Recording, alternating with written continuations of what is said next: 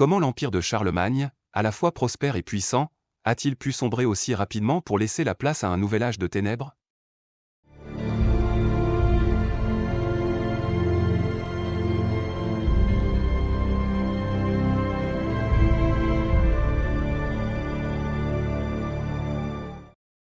Plus qu'un simple ensemble de conquêtes basées sur la puissance militaire, Charlemagne a fondé son empire sur une vision qui devait unir l'Occident et le renforcer durablement.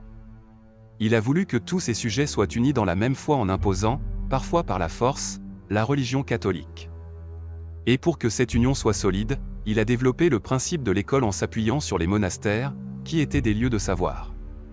La propagation de la culture avait pour but de façonner une société forte basée sur des lois défendues par un peuple instruit.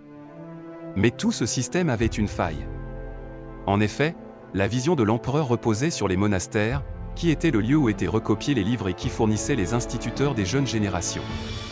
Et bientôt, un puissant ennemi allait découvrir cette faille et s'engouffrer dans la brèche.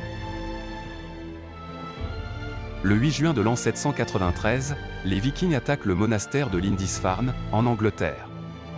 Seraient des parmi les premiers qui soient rapportés. Il apprend aux guerriers venus du nord qu'ils peuvent voler des richesses qui ne sont pas défendues. En effet, aucun catholique n'aurait eu l'idée de s'attaquer à ces lieux sacrés. Les monastères sont donc des proies faciles et attirantes. Dès lors, ce seront des cibles privilégiées pour ces pillards. En s'attaquant aux monastères, les Vikings brûlent des bibliothèques précieuses et tuent ceux qui pouvaient transmettre leur savoir. Mais ce n'est pas tout. Face à la menace de ces guerriers redoutables qui attaquent un peu partout sans prévenir, la priorité n'est plus à la culture. Les communautés se regroupent de plus en plus, s'isolant les unes des autres, et se font protéger par des propriétaires terriens qui peuvent entretenir des gardes armés. C'est toute une société qui va se transformer petit à petit et se tourner vers un nouveau modèle. La féodalité. Découvrez cette époque fascinante. Grâce à Memento Mori, le sceptre ou l'épée, paru aux éditions Complicité.